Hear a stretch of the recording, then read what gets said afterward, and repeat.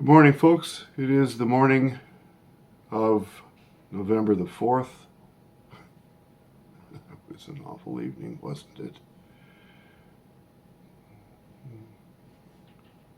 This is a sequel to my fireside chat from November the 2nd, where I suggested that what America is facing is similar to what it faced in 1861, where wealthy, entitled oligarchs who didn't work for their own living in the Deep South had said no to the Industrial Revolution and needed to enslave people to keep their wealth and entitlement, while the North was becoming industrialized. As it did, people moved off the farms, moved into the cities, and the farms themselves became mechanized, which allowed farming to become far more efficient. You can't say no to an economic revolution because you will get left behind, which is why, after the American Civil War, the South remained impoverished for over 100 years. Ketchup is something you can put on your hamburger and French fries. It is very difficult to play catch up when it comes to catching up with what your competitors are doing. I know because I worked in the quality department at General Motors, where for years we had ignored the warnings of Dr. Deming and Dr. Duran, who were listened to in Japan because General MacArthur had forced these fellows on the Japanese to help them revive their economy at the end of the war. At any rate, with their cooperation, it created the greatest production system, greatest evolution in production that the world had ever seen. The Toyota production system was the standard by which all other industry had to follow if it was to be competitive in the automotive sector, which is why we were sent to Toyota for training and copied virtually word for word the Toyota production system. Every evolution in quality of life, is evolutionary, never revolutionary. But with regard to the vote last night, I noticed something when I lived in Norway, where the government dictates and controls every cloying aspect of human existence, thought, manners of speech, and living. If you ask a social collectivist a direct question, hoping for an answer that you might very well absolutely need an answer to, because without it, you'll be left running afoul of the authorities. You ask them a direct question, this is their response.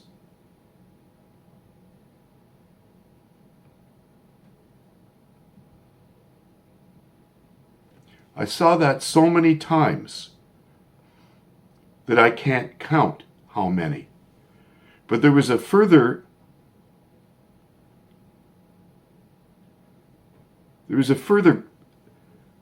mojo to the whole thing.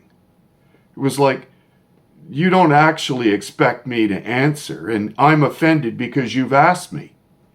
Or it's the sort of attitude where, I'm sorry you think that way, because you had to know something. We just experienced it with Anna Siri. She's about to go in for a cochlear implant, and she has my insurance here in Canada and OHIP, but she also pays for insurance back in Norway, so she inquired the authorities back there what portion of the implant that they would cover. No answer forthcoming whatsoever.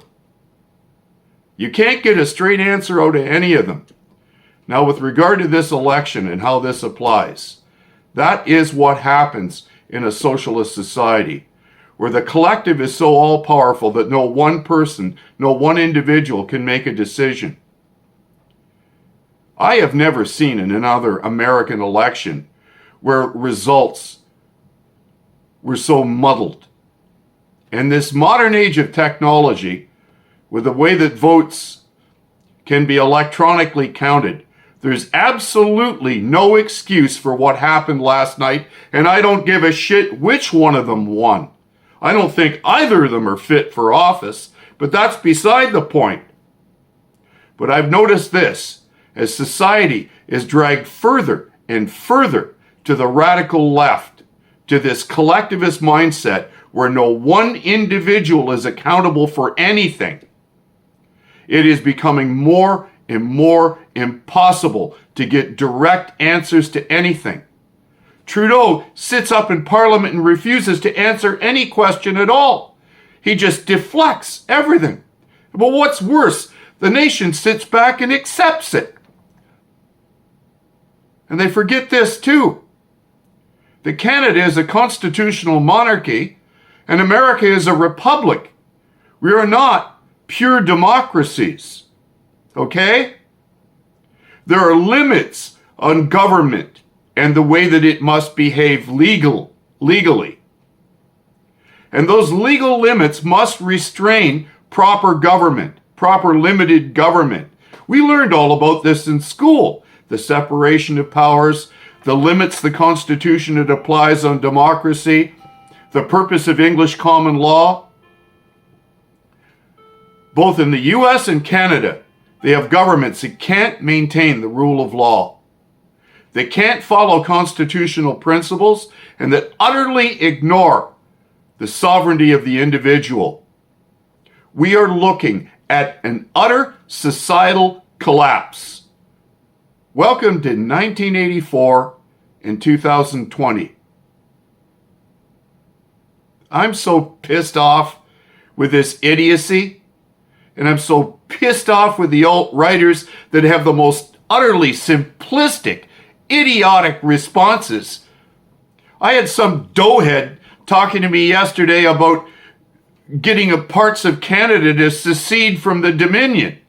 And I said, well, how did the Mackenzie-Papineau rebellion work out? How did Riel's rebellion work out? What did the government do with those guys? Other than shoot them and hang them. And he called me a defeatist when he had no methodology whatsoever of how to reach his desired outcome, however righteous his cause might be. If you don't know how to do something, you shouldn't suggest that you can do it. Hello? You might know what you want, but if you don't know how to get what you want, you're still an idiot. Any fool can tell you what's wrong. But it takes an expert to get it done. I know, I teach total quality. You need help on the shop floor? Call me. I'll make your processes bulletproof. Give me a shout.